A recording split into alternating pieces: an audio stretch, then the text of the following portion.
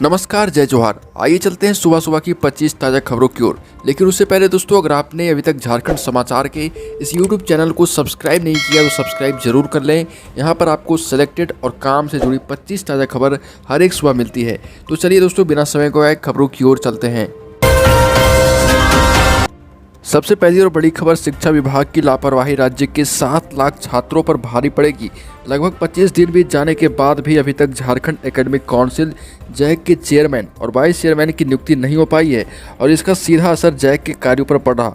विभाग दिसंबर में इंटर और मैट्रिक की एक परीक्षा का आयोजन करने की तैयारी कर रहा है और इस परीक्षा का सीधा असर छात्रों के फाइनल मार्कशीट पर पड़ेगा। लेकिन अक्टूबर का लगभग आधा महीना बीत जाने के बाद भी रजिस्ट्रेशन की प्रक्रिया शुरू नहीं हो पाई है। आखिरकार झारखंड में भी पेट्रोल और डीजल की कीमत ने शतक लगा दिया। पलामू और गढ़वा में पेट्रोल 100 रुपये प्रति लीटर से अधिक हो गया है। पलामू में डीजल शतक से मात्र 24 पैसा कम रह गया है। वहीं गढ़वा में डीजल का मूल्य 100 रुपये प्रति लीटर हो चुका है। इसके अलावा रांची, जमशेदपुर, हजारीबाग, लातेहार, धनबाद आदि जिलों में पेट्रोल और डीजल के दाम 100 रुपये के करीब पहुंच गए। उल्लेखनीय है कि सरकारी तेल कंपनियों की ओर से दामों में बढ़ोतरी के कारण पेट्रोल डीजल की कीमतों में इजाफा हो चुका है। अगली बड़ी खबर, झारखंड में बकाया मानदेय और प्रोत्साहन राशि का भुगतान सहित अन्य मांगों को लेकर जिले की जल सहियाओं का आंदोलन जारी है।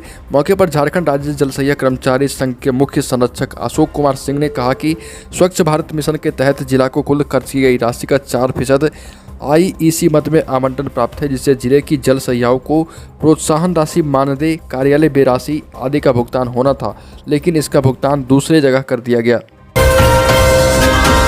अगली बड़ी खबर, झारखंड राज्य के रिम्स के डॉक्टर पर डिटेक्टिव की रहेगी नज़र।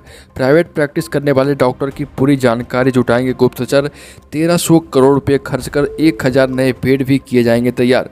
आपको बता दें कि गवर्निंग बॉडी के अध्यक्ष सह राज्य के स्वास्थ्य मंत्री बन्ना गुप्ता ने बैठक के बाद बताया कि अगर सरकार मेडिकल प्रोटेक्शन एक्ट लाकर उनके हितों का ख्याल रख रही है तो डॉक्टरों को भी ईमानदारी से हॉस्पिटल में अपनी ड्यूटी करनी चाहिए और झारखंड सरकार इसी को देखते हुए जल्द ही गुप्तचरों की निगरानी में सभी डॉक्टरों को रखेगी।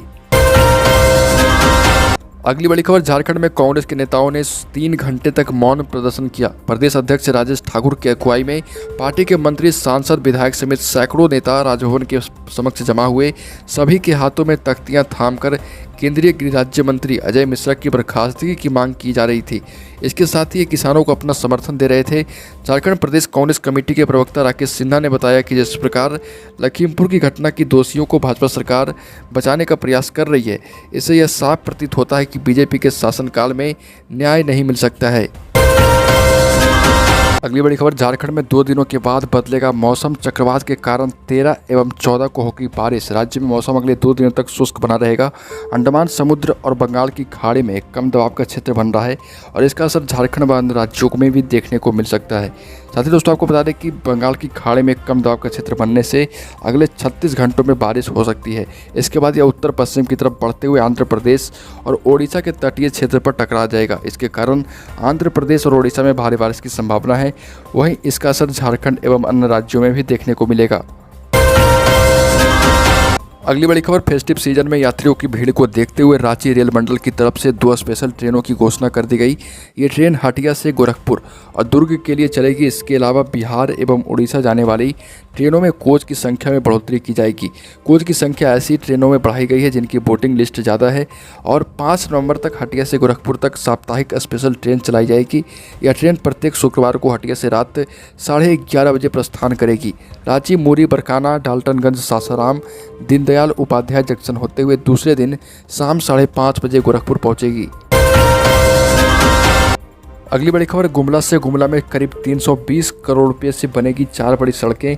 गुमला विधानसभा क्षेत्र में 4 बड़ी एवं महत्वपूर्ण सड़कें करीब 320 करोड़ रुपये से बनेगी। मुख्यमंत्री हेमंत सोरेन ने इन 4 सड़कों को बनवाने की स्वीकृति दे दी है। इन सड़कों का टेंडर निकालने की प्रक्रिया भी शुरू कर दी गई। बहुत जल्द टेंडर निकालकर इन सड़कों का निर्माण किया जाएगा। ये चारों सड़कें PWD विभाग गुमला की ओर से बनाई जाएगी। गुमला शहर के करमटोली मोहल्ला से रायडी प्रखंड के कासीर तक 26 किलोमीटर सड़क करीब 80 करोड़ से बनेगी। अगली बड़ी खबर, धनबाद से धनबाद शहर में त्यौहार के बीच शहर में बिजली संकट बरकरार हो चुकी है और इस इलाके में अंतरालों के बीच 8 से 10 घंटे तक बिजली गायब है। इसकी वजह डीवीसी और नेशनल ग्रिड से कम बिजली आपूर्ति हो रही है। इस कारण धनबाद में लोड शेडिंग करनी पड़ रही है। हालांकि यह भी दावा किया गया है कि 4 से 5 घंटे ही लोड शेडिंग हुई। वहीं हफ्ते भर से 6 से 7 घंटे धनबाद में लोड शेडिंग की जा रही है और सोमवार को भी लोड शेडिंग हुई है। और JBBNL धनबाद के एग्जीक्यूटिव इंजीनियर SV तिवारी ने बताया कि डीवीसी द्वारा बिना पूर्व सूचना दिए फीडर बंद किया जा रहा। अगली बड़ी खबर, भारत में अडानी के सभी पोर्ट पर पाकिस्तान, अफगानिस्तान और ईरान से आए सामान पर बैन लगा दिया गया। अडानी पोर्ट ने कहा कि वह इन देशों से आने वाले कार्गो को हैंडल नहीं करेगा। यह फैसला 15 नवंबर से लागू होगा। देश के कार्गो हैंडलिंग में अडानी ग्रुप का 25% का बाजार हिस्सा है और कंपनी 13 पोर्ट पर अपना ऑपरेशन चलाती है। दरअसल गुजरात के अडानी पोर्ट पर ही हाल ही में बड़े पैमाने पर ड्रग्स पकड़ी गई थी। इस वजह से अडानी के साथ साथ सरकार की भी जमकर किरकिरी हुई थी।